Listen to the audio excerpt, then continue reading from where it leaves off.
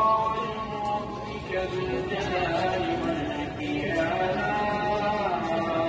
ربكما تكذبان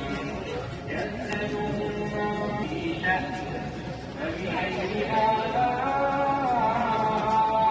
ربكما تكذبان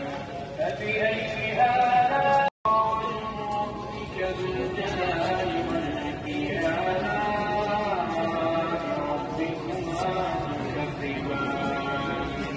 يسأله من في شأن فبأي آلاء ربكما تكذبان ربك ذو الجلال والإكرام ربكما تكذبان يسأله من في شأن